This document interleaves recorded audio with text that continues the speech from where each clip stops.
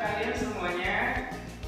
Baik, Pak. Alhamdulillah. Allahu Akbar. Alhamdulillah kalau memang kalian semuanya dalam keadaan baik, dalam keadaan sehat. Pelajaran kita pada hari ini alangkah baiknya kita membukanya dengan berdoa terlebih dahulu. Ketua kelas Aldi, silakan dipimpin doanya.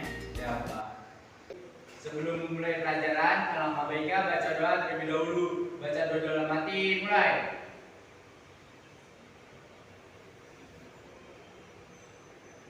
Selesai. Memberi salam. Assalamualaikum warahmatullahi wabarakatuh. Waalaikumsalam warahmatullahi wabarakatuh. Alangkah baiknya kita membaca surat-surat pendek ya. Setuju ya? Setuju. Mari kita mulai bersama-sama dengan ta'awuz terlebih dahulu.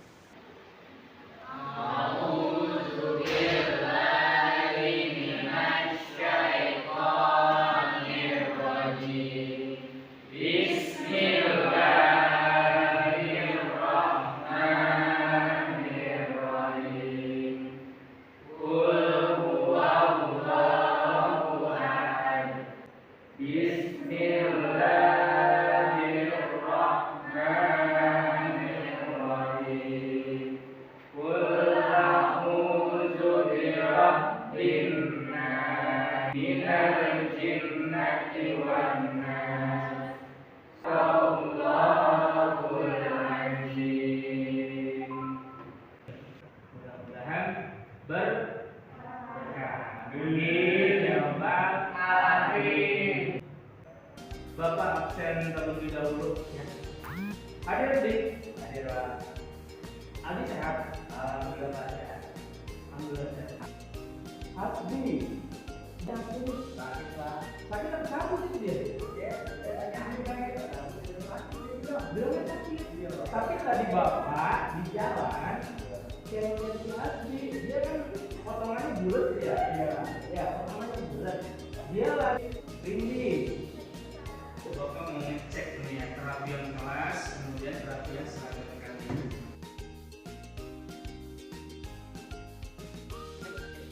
Tadi kita udah siap ya untuk belajar hari ini. Insya Allah. Di luar sana itu banyak anak-anak itu kepengen sekolah, pintar anaknya, tapi tersandung oleh kondisi keuangan keluarganya. Kalian udah difasilitasi sama orang tua kalian, ongkos, biaya SPP. Harusnya kalian lebih effort itu bahasa TikTok nih. Effort itu artinya usaha upaya yang keras.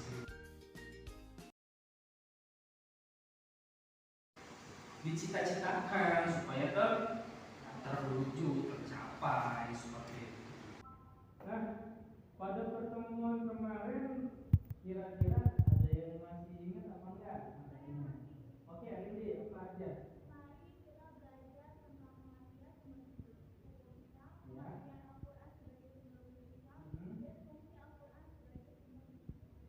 Ini anak otaknya tercipta dari apa ya?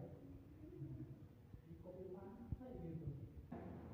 Kita akan menyaksikan terlebih dahulu ya video pembelajaran yang isinya itu adalah bahasan kita pada hari ini atau materi yang akan kita bahas pada hari ini, yaitu kedudukan Al-Quran sebagai sumber hukum Islam. Oke, kita simak baik-baik ke papan tulis. Yang pertama, menunjukkan perilaku ikhlas dan beribadah sebagai implementasi pemahaman terhadap kedudukan Al-Quran, hadis, dan ijtihad sebagai sumber-sumber hukum Islam. Menganalisis kedudukan Al-Quran, hadis, dan ijtihad sebagai sumber hukum Islam. Mendeskripsikan macam-macam sumber hukum Islam. Tujuan pembelajaran kita itu apa? Kemudian kompetensi yang harus kita miliki itu apa setelah kita belajar dari apa yang kita bahas pada hari ini, gitu ya, yang secara logika aja gitu ya. Kalau Islam itu kan memberikan Al-Quran, hadis sebagai petunjuk ya kita ya, sebagai arahan agar kita sebagai manusia itu tidak berantakan. Manusia nggak punya kitab petunjuk, nggak punya aturan, apa yang terjadi gitu. Ini masalah ya. Apa yang terjadi coba? Besar. Dunia hancur, nggak ada batasan aturan sama sekali. Terus terpecah belah. Ini siapa yang tahu ini ada di surat apa coba? Dzalika kitabul la raiba fihi hudal lil muttaqin. Surat ya, siapa tahu? Al-Baqarah ayat 2. Itu ini udah jelas banget ayat 2. Ini enggak nyata matanya ya. Oke, baik. Bagus ya bacaan ini ya, kita apresiasi luar biasa. Nah, dong jawabannya. Minggu kemarin Bapak juga udah ngasih PR. Udah dikerjain? Ini Pak. Oke, bagus. Saya tahu caranya. Arimbi. Nah, ini udah nih. Pilihan ganda udah di sini. Seperti yang kemarin kita lakukan ya, diskusi kalian mencari referensi materi sendiri-sendiri. Yang pertama, kita mencari materi kedudukan Al-Quran, hadis, ijtihad sebagai sumber hukum Islam. Dan yang kedua apa tadi? Macam-macam hukum yang ada di dalam Islam. Saya persilakan kita mencari di perpustakaan.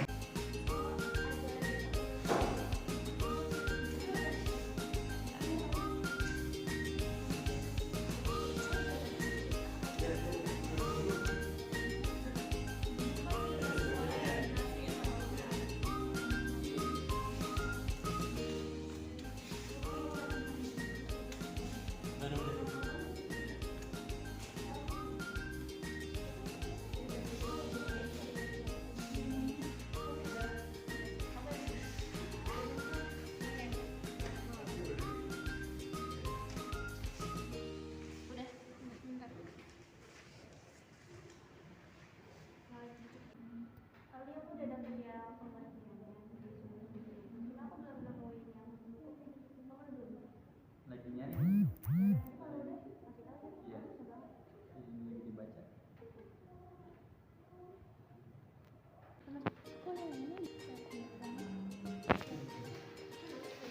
Kurang tahu deh, baru nemu juga ini materinya.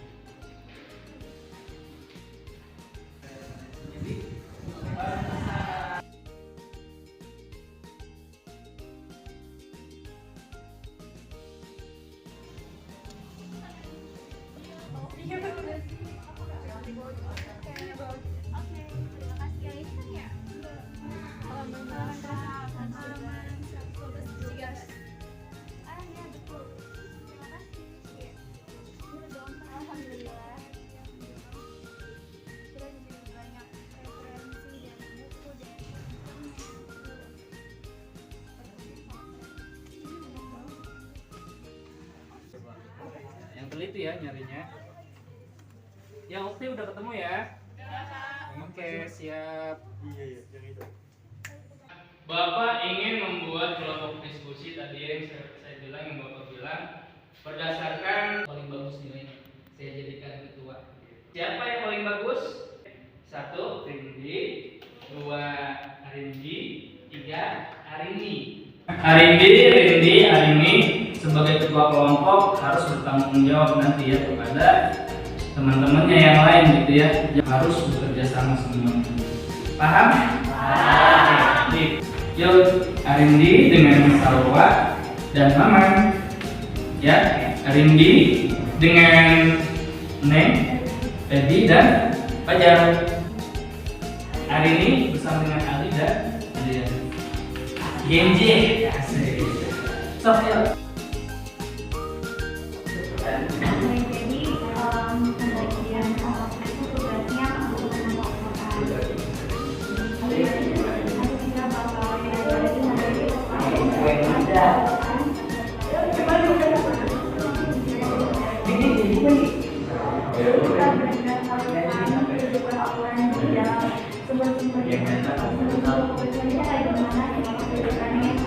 Oke, bagus nih. Kalian bisa harus membuat nanti sebuah karya yang namanya PowerPoint. Ya, paling untung ya. Ya, lanjutkan diskusinya. Oke. Di sini ada pengertian Al-Quran terlebih dahulu. Intinya Al-Quran itu menggunakan pedoman untuk umat manusia. Terus kedudukannya itu sebagai sumber hukum Islam paling pertama, berarti Al-Quran paling tertinggi.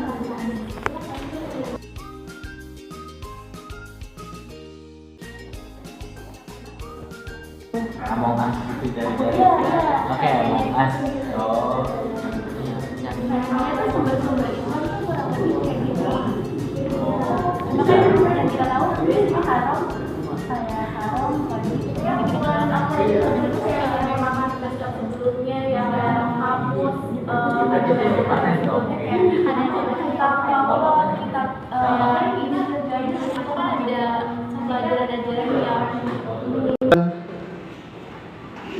Assalamualaikum warahmatullahi wabarakatuh. Waalaikumsalam warahmatullahi wabarakatuh. Salam sejahtera untuk kita semua. Terdirinya kami di sini dari kelompok 1 yang beranggotakan Mama, Salwa, dan saya sendiri di Dewan dari Sekolah akan mempresentasikan kedudukan Al-Quran sebagai sumber hukum Islam.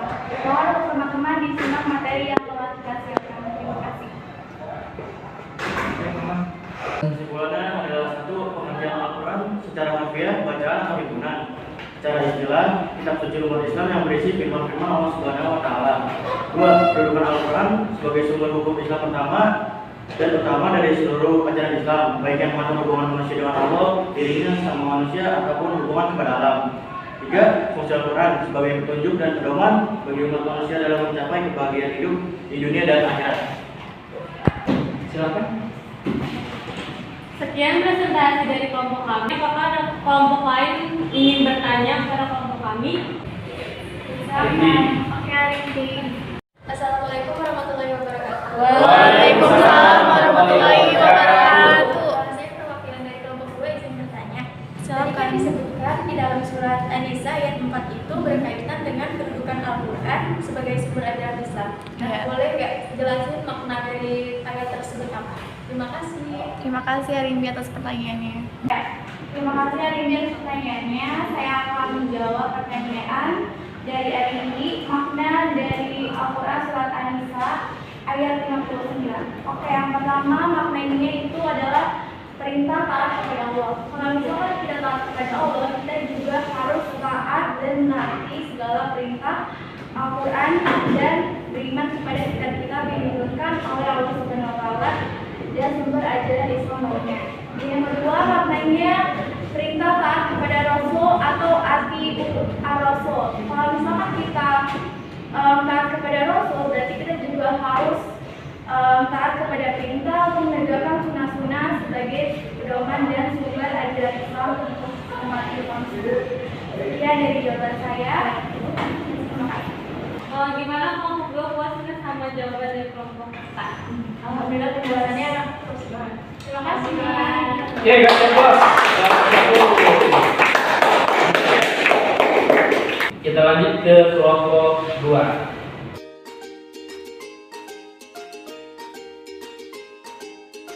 Alhamdulillah, diskusi kita pada hari ini berjalan dengan sangat-sangat baik, kolaboratif, ya, kemudian kerjasama yang sangat luar biasa juga.